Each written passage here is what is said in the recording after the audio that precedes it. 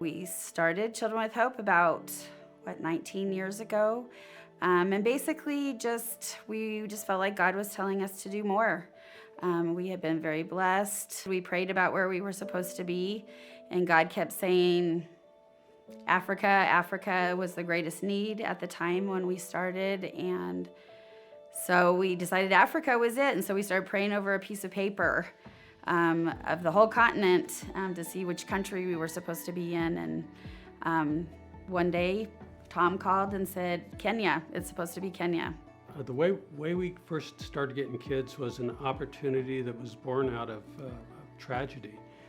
Kenya went through an election process. It was a close election. There were massive riots afterwards, and Eldoret was the epicenter of those riots. And so during that time, people were abandoning their children, abandoning young kids, infants. And we had people on the ground there, and we were able to get those kids, put them in a safe environment, and that was the start of how we started getting young infants and kids into our home there.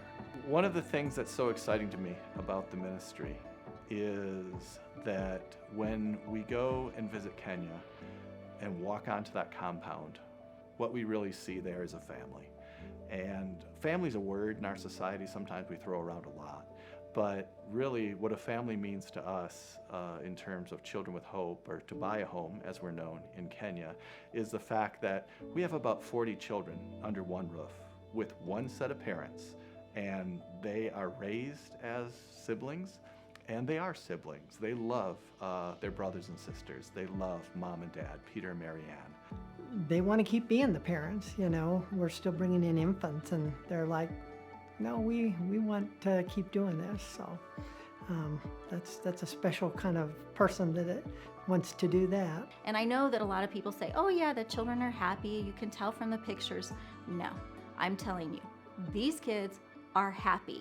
You can totally tell they're loved. You can totally tell they're fed. They are so happy. They are joyful. They play. They know that they belong to a big family. When I went to TCA last year, I saw energy and enthusiasm. I saw laughter. I saw children who were so happy and teachers who were so eager to be teaching in a brand new building. I saw parents lined up to enroll their kids. I saw life. You know, Children with Hope is just a top-notch organization. This is a group of people that just pour everything that they have into these children. This is an organization that has kept the main thing, and that's about these kids, making sure that they're being raised in an environment that benefits the kids. They're teaching them how to walk with Jesus. And I have utmost respect for all that Children with Hope is doing. And the effect of loving parents and Christ in those kids' lives was very evident. And it was really cool to see just the joy they had and the love they had for each other, and just how the atmosphere was a lot different from what I expected. Also, I would expect with the kids, some of them having come from hard situations or from difficult circumstances, find like a lower morale and that would affect them. But I was just surprised to find, and it was super encouraging to see how happy they were and just joyful, and had so much fun playing with them outside and with all their toys and playing soccer. Just being around them was really encouraging for me. So, as a board member, I'm now privy to the information of how funds are spent over in Kenya, and the accounting is in such a way that they really try hard to make sure that they're accounting for each and every dollar that is sent there, to make sure that it's being spent on the kids and their well-being. And I think that that's excellent stewardship for God's money with His kids. We cannot talk about the new house without talking about this small farm. It is part of the home. And we want to thank everyone that has been able to give us this new home, because the small farm is part of our learning process. Kids have been able to learn how to grow kale, how to grow fruit trees. We have avocados, we have oranges, we have sugarcane, and we have small crops that we have planted here. And part of them staying here is a learning process, and we hope during their stay here with us, them being part of this family, they'll be able to, when they go out, they'll be able to raise their own vegetables, raise their own food trees, because they have experienced it. And we just appreciate. Right now, it's even being used by the school to learn, and it's part of their field work. They come here and learn how to grow crops and raise them and know how those crops are being raised. It is just exciting to see them interact with these kids, to see as these kids come home and they want to, just like they would here, when a kid comes home, they want mom and dad's attention. They want to grab dad and have him go outside and play with them. They want mom to give them a hug. It's no different at Tobiah Home. It is truly a family.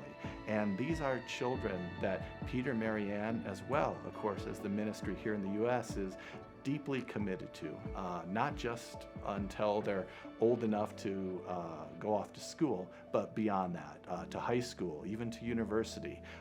This is a family that Christ is the cornerstone of, that your gifts, your generosity have raised up in order to serve Christ in Kenya. The impact that each of these children will make, the boys, the girls, mom and dad, the staff, the impact that they make in Kenya, in the city of Eldoret, we believe will last not just for years, but for generations. I think it's really important for people to know that it is not just Americans sending money over to Tobiah Christian Academy that makes Tobiah Christian Academy so special. It is a really and truly genuine collaboration of the Kenyans being wise stewards of the gifts that the Americans so generously provide. And all of this isn't just because of me sitting in an office helping them. It's because of all of you helping to support this ministry. So I thank you from the bottom of my heart. And these children are so amazing, and I hope that one day you will get to meet them too. There is always one more child that can be helped, always one more child that can be saved. And with the infrastructure we have in Kenya, we have the ability to do that. We can always do one more. We can always help one more. And when you visit Kenya and when you hold one of these little boys or girls, you realize everything is worth it. We need to prepare them today, not tomorrow. We have a school in place. We are also planning to have a training center in place.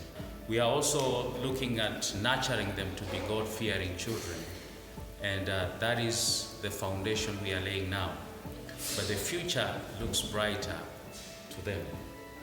As a family, we have great hopes and dreams for our kids. We are longing to mentor them into great men and women as they are going to leave Tobiah, because Tobiah is not a place to be forever. As they are going to grow, we have our hopes that our kids are going to be great men and women who are going to give back to the community and Tobiah as a family. We are praying that the Almighty God is going to lead them in their endeavors. They are going to be the people that are going to serve our nation in various capabilities. We are going to have teachers, engineers. We all hope that we are going to lay a good Christian value and foundation to them, because all in all, they need to serve God. They need to know that God is everything. They need to be people that can really understand the role of God in their lives. Know that their background will not determine their future. As a family, as a mother and a parent, I am glad, and I'm hoping we are going to work together for the good of our kids. We also hope that our kids will come back and give back to their siblings. And as a home, that is our dream and desire. We also pray that they will come back. We will not be leading this place forever, And so I hope that we'll find leaders with a heart to take care of orphans from these children. Our prayer is also that they will come back and teach and give back and also be productive and be an example to children, to other children that are still in the slums, are still on the street, are still abandoned in the hospital. That these children will be an example and an inspiration to those children that you can do it. It doesn't matter your background. It doesn't matter where you're dumped. It doesn't matter where you're coming from. It doesn't matter who did what and what time did that happen. What it matters is you have God, and God has spoken in His word that a good religion is the one that takes care of the orphans and the widows. On behalf of all the staff, on behalf of every child here, and on behalf of all the boards, we want to say thank you to each individual who has been able to contribute through prayer, through giving back, and through also giving advice to this wonderful ministry of Children with Hope. Thank you so much.